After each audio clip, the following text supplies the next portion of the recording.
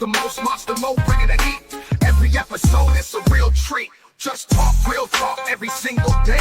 Tune in, listen up, and let Monster Mo cook on YouTube. He shines so bright, real talk, real vibes all day. Hey yo, what's poppin', y'all? It's your boy Monster Mo. It's that Just Talk, Real Talk. The place for real thoughts and real talk, you dig? So we about to react to the story of Daryl Bailey, a Six Deuce Brim member who shot multiple Crips and became America's most wanted blood, you dig? Now, if you look close at Daryl Bailey, he's Jerry curled up, you dig? He's giving me Stacy vibes. If you don't know who Stacy is a blood from the Inglewood families. Also played in a movie called The Wood. Now, the type of character that Stacy had was of this.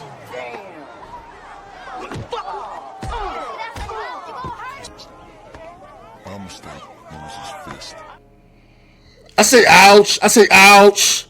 You dig? That was Stacy when he was younger. Even at an older age, Stacy is still a gangster. Don't think I'm gonna beat your ass, Marquise. I came up with your daddy. You better ask him about Stacy and see what's what around this mother. That was Stacy. One thing I'm gonna tell y'all about gangbanging is, if you didn't notice, that it's gonna lead you to the grave, to a prison cell, or it's gonna have you working security. So let's get into the story about Daryl Bailey, the Six Deuce Brim member who became America's most wanted blood.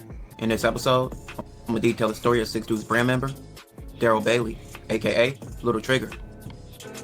By the late 70s, wars between Crip and Blood gangs, and even Crip on Crip, would turn Los Angeles into a bloodbath going into the 80s and 90s, making Los Angeles murder rate skyrocket. South Central has several Blood and Crip gangs from various different sections, with South Central easily having over 100 different gangs, so South Central wasn't an easy place to grow up. Many of the youth growing up in Los Angeles would take the route of becoming drug dealers and even gangbangers, leading to kids embarking on a life that led to death, and some doing time in jail. And that leads us to Daryl's story. Daryl was born around 1973 and grew up in South Central. He would later become affiliated with a blood set known as the Harvard Park Six Deuce Brims. The Six Deuce Brims will become one of the most known blood sets in Los Angeles, known for their reputation in the streets, especially with them being surrounded by several powerful enemy gangs, like the Rolling 60 Crips, the A-Trade Gangster Crips, and the Hoovers, among others. The Brims are in alliance with other bloods, especially ones in the Brim Alliance, like the Fruitown and the Van Ness Gangster Brims. The Brims have been known for making headlines, having several members putting in work, and going on epic shooting sprees, like some Brim members I covered before, like Ace Capone.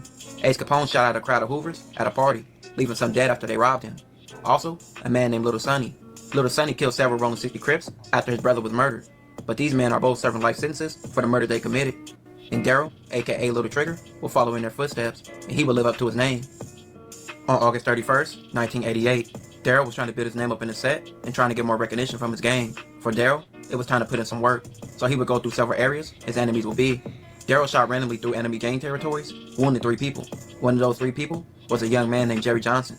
Jerry, who was 14, was cleaning his brother's car when Daryl pulled up and shot him. He was critically injured, but ended up surviving. After the shooting, Daryl faced 6 counts of attempted murder. However, Was the boy he shot, the boy that was 14, was he a civilian? Was he a gang member? They didn't say. Let's keep it going. during his trial, he walked out of the courtroom, making him a wanted man. He was also the prime suspect in a conspiracy to kill a witness. Daryl fled LA. Wait. So he becomes America's most wanted blood because he walked out the courtroom, not for the work he put in some work, but you would think it was like he was like a monster doing multiple joints and all that. I don't know he was spinning and all that, but he became most wanted because he left out the courtroom and he happened to be blood, so that's what make him the most wanted blood in America.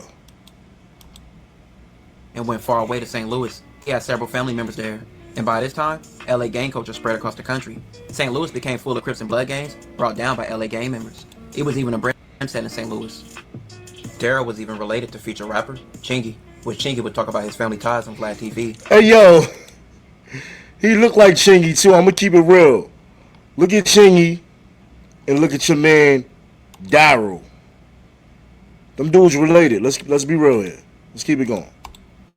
Just to give you an insight on far as what I seen growing up in the streets and how that St. Louis wave of drugs and gangs started. Well, my family, being the Bailey family and the Crawford family, were contributors to that. Like my people, aunties, uncles, daddy, cousins, used to go to LA to handle business, but they would bring back the drugs and some of the gangbangers and post them. Bring back the drugs, bring back the gang culture. Up in different hoods, and they do what they do. Now, this is, of course, I'm speaking like in 86, 85, 87, you know, so I'm around this. And my relatives were Bloods in the blood gang. Originated from Harvard Park, Six Deuce Brims in LA. And so they brought it to St. Louis. And I remember being around them when they had this apartment. And it'd be so let's stop right there. Not only you got like people like Nick Cannon, who got ties to the Bloods and all that, you feel me, his father and all that.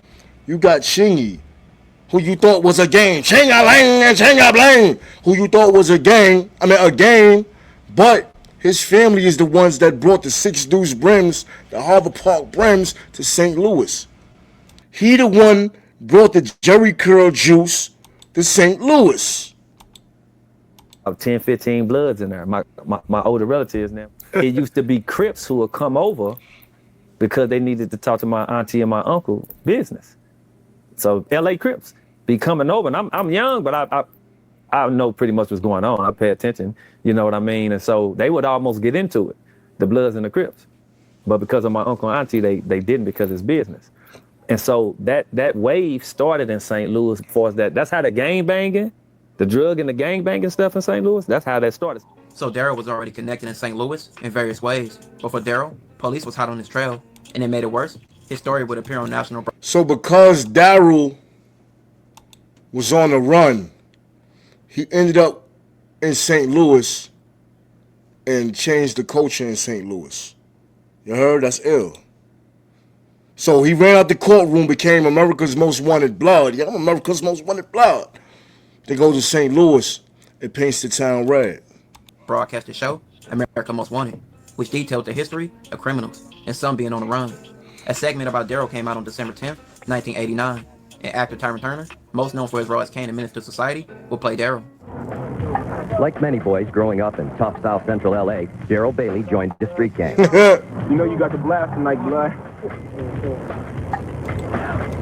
See what I say about the West Coast dudes that gotta go put in that work, but how they got your man Kane in there? Well, Kane known for wearing a wig. You feel me? He's the dude from Belly, the this nigga in Nebraska that eat bananas and hate. Yeah, that's him.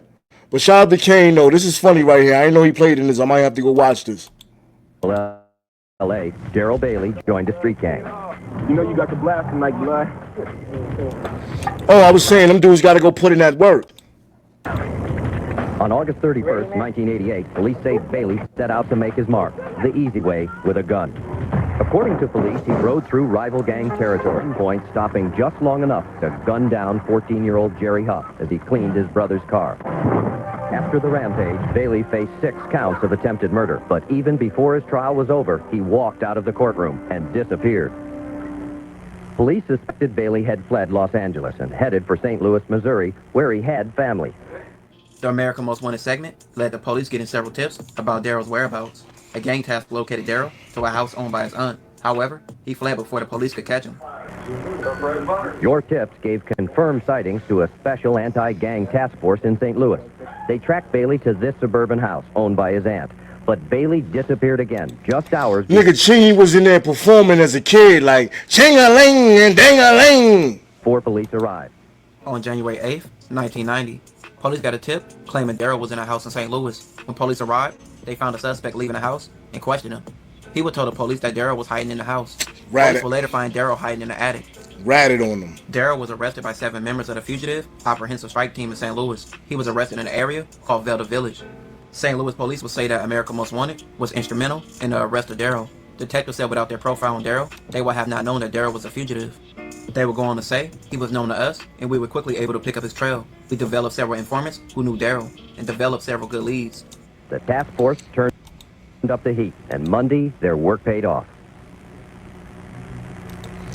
All right, so I'm gonna stop it right there, man. What do y'all think about that story?